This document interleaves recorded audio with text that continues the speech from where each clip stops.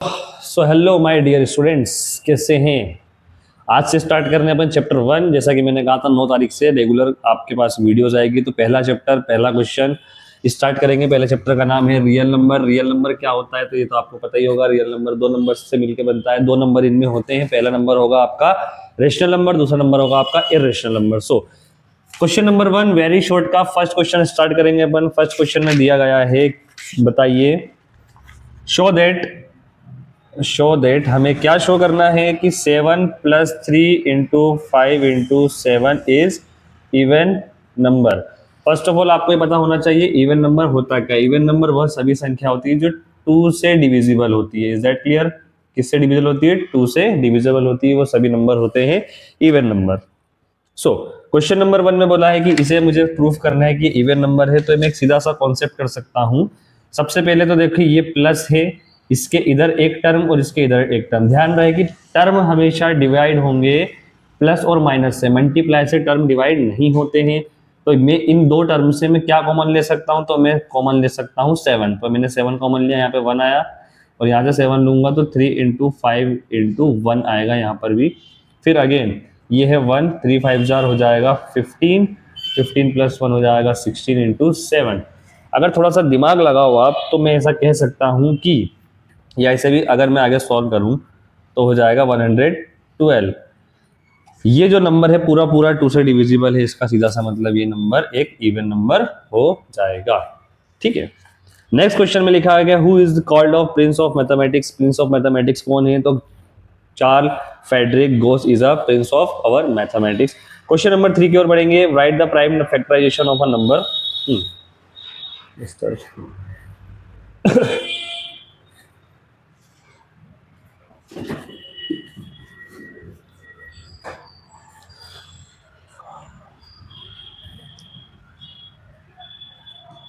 हाँ जी, तो क्वेश्चन नंबर 3 में लिखा है right the prime factorization of the following number. दिए हुए संख्या का आपको निकालना है prime factorization, prime factorization method. देखो, अब क्योंकि यहां लिखा है prime number, is that clear. Factorization होता है गुणनखंड। क्या होता है? गुणनखंड। तो दिए हुए नंबर को, गिवन नंबर्स को हमें प्राइम अभाज्य संख्या के गुणनखंड के रूप में हमें व्यक्त करना है, यानी प्राइम फैक्टर्स हमें निकालने हैं। पहला क्वेश्चन लिखा है 140। अब 140 के प्राइम फैक्टर क्या होंगे? तो सीधी सी बात, पहले तो हम प्राइम नंबर लिख लेते हैं। 2, 3, 5, 7 एंड 11, इस तरीके के सभी नंबर प्राइम नंबर होते हैं। प्राइम नंबर वह नंबर जो केवल खुद से डिवाइड हो, खुद से डिवाइड होता है, वो सभी नंबर प्राइम नंबर। और टेक्निकल लैंग्वेज में हम कहें तो प्राइम नंबर वह सभी संख्या जिसके केवल 2 फैक्टर्स होंगे। एक तो होगा 1 और एक होगा इटसेल्फ, यानी वो खुद। ये 2 फैक्टर्स तो होते हैं किसी भी प्राइम नंबर के। तो ये जो मैंने लिखे हैं सारे प्राइम नंबर ही, सभी नंबर आगे भी बढ़ जाएंगे तो आएगा 13, 17, 19, इस तरीके से चलता जाएगा। तो 140 के प्राइम फैक्टर्स क्या होंगे? तो हमें सबसे पहले इस तरीके का कुछ करना है। पहला नंबर 2 है, 2 से डिवाइड करें, अगर हो रहा है तो कर दीजिए, नहीं तो आगे बढ़ जाइए। 2 से हो गया, फिर आगे बढ़ जाइए 35। फिर इसे भी हम डिवाइड करेंगे किससे? 2 से। 2 से बट हो नहीं रहा तो हम 3 से करेंगे। 3 से भी नहीं हो रहा तो हम फिर 5 से करेंगे। 5 से करा 7, 7 से करा 1। मैं ऐसा कह सकता हूँ कि जो 140 है तो इन सभी को मल्टीप्लाई करने पे 140 मुझे मिल जाएगा। तो 2 × 2 × 5 × 7। अब 140 इन सभी नंबर्स को मल्टीप्लाई करने पर 140 रिटर्न हमें मिलेगा। उसी को हम कहते हैं फैक्टर्स। इन फैक्टर्स को जब मैं मतलब 140 के टुकड़े हैं, गुणनखंड है या फैक्टर्स हैं, इन नंबर्स को मल्टीप्लाई करने में 140 मुझे मिल जाएगा। अब आप देखो 2 की पावर 1, 2 की पावर सेम जो बेस है उनकी पावर को हम प्लस कर देंगे और यही आपका हो जाएगा आंसर। तो 140 के प्राइम फैक्टर्स ये रहे। Is that clear? बहुत सिंपल सा लॉजिक लगाना है।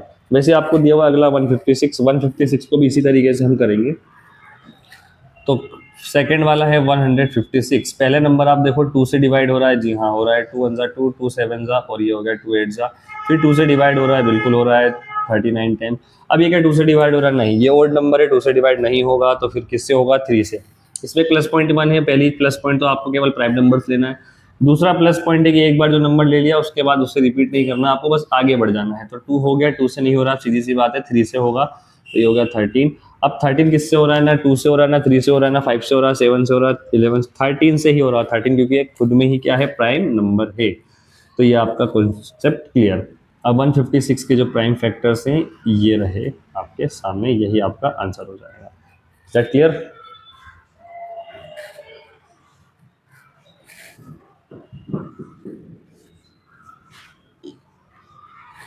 So question number 1, question number 2, question number 3 अगर आपका हो गया है तो इसी के साथ हमने वेरी शॉर्ट खत्म कर दिया है। वेरी शॉर्ट के बाद आते हैं short answers.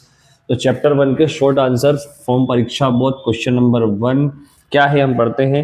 Write down the fundamental theorem of arithmetic. इसको मैं आपको पढ़ के बताता हूँ। Fundamental theorem of arithmetic says that every integer greater than 1 can be represented uniquely as product of its prime number up to the order of the factor। सीधी सी बात है, मैं ऐसा कह सकता हूं कोई भी नंबर हो, 1 को छोड़ दो, 1 को छोड़ के कोई भी नंबर हो जाए, कोई भी नंबर, कोई सा भी नंबर आप ले लो, 3 ले लो, 20 ले लो, 120 ले लो, 200 ले लो, इस तरीके का कोई भी नंबर होगा मैं उसको प्राइम फैक्टर के रूप में व्यक्त कर सकता हूं। यही क्या है, आपकी fundamental theorem of arithmetic. Arithmetic की एक थ्योरम कहती है कि 1 के अलावा जितने भी नंबर होंगे इस धरती पे, वो सभी के सभी नंबर क्या हो जाएंगे बेटा, एक प्राइम नंबर के रूप में व्यक्त आप उन्हें कर सकते हैं। Is that clear? यही था आपका फर्स्ट वाला क्वेश्चन, तो आप इसे अच्छी तरीके से प्रिपेयर कर लीजिएगा।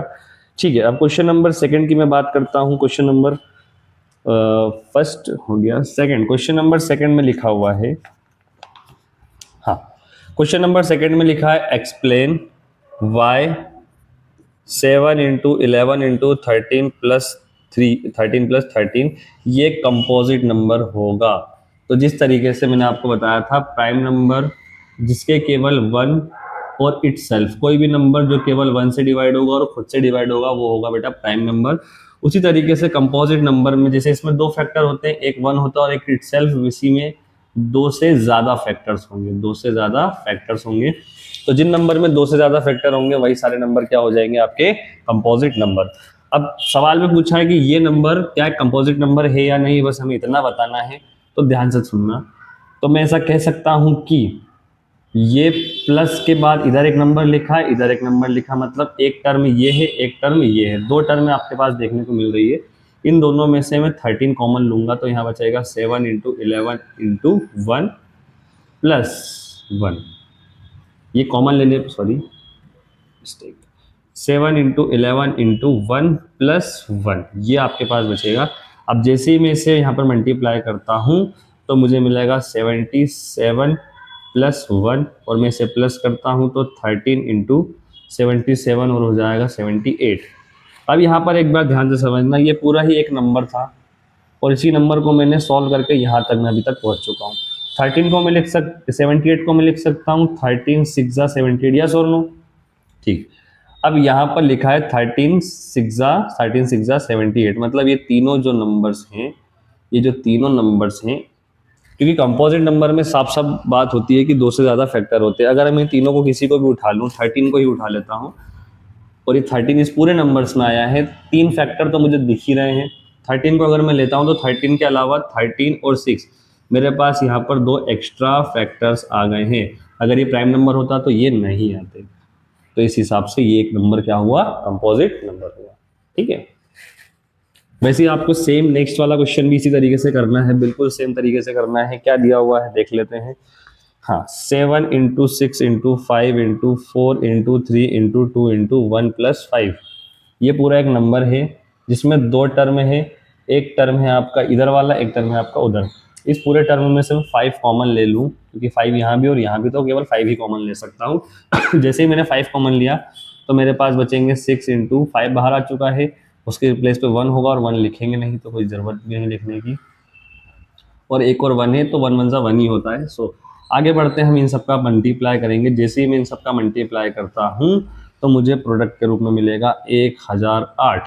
ठीक है, 1008, सॉरी यहाँ पर 1 आएगा। हाँ, जैसे ही मैं इसे प्लस करता हूँ तो 5 इंटू 1109, ये आंसर आएगा। अब मैं आगे देखूँ तो कोई भी नंबर हो, उसमें मुझे अगर मैं कुछ नहीं है तो 1 तो कर सकता हूँ। अगर ये एक नंबर होगा या फिर ये पूरा नंबर होगा, इसके 2 फैक्टर्स मुझे यहाँ देखने को मिल गए, 5 इंटू 1009, ये आगे ब्रेक हो सकता है नहीं, ठीक है। तो कोई दिक्कत किसी को, ये आगे भी और ब्रेक होगा, इसके और भी फैक्टर्स निकलते जाएंगे, तो सीधी सी बात, ये नंबर क्या हो जाएगा आपका, एक कंपोजिट नंबर हो जाएगा। क्योंकि कंपोजिट नंबर होने के लिए आपके पास 2 से ज्यादा फैक्टर्स होने चाहिए। सो शॉर्ट का फर्स्ट और सेकंड हम कर चुके हैं। फिर आगे आता है आपका using prime factorization method find the HCF and LCM of the following number. हाँ जी, तो प्राइम फैक्टराइजेशन वापस आ चुका है। प्राइम फैक्टराइजेशन की मेथड की मदद से आपको निकालना है 2 चीज, एक तो निकालना है एचसीएफ और दूसरा निकालना है एलसीएम।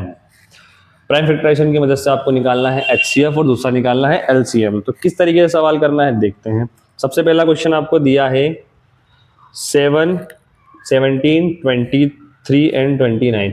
फर्स्ट ऑफ ऑल मैं आपको एक यहाँ पर कॉन्सेप्ट बताना चाहता हूँ कि अगर कोई भी प्राइम नंबर है आपके पास, 2 या 2 से ज़्यादा, 2 या 2 से ज़्यादा आपके पास प्राइम नंबर्स हैं, 2 या 2 से ज़्यादा आपके पास प्राइम नंबर्स है, तो आपको ध्यान में रहे इनका एचसीएफ हमेशा 1 आएगा और इनका एलसीएम हमेशा इनका प्रोडक्ट होगा।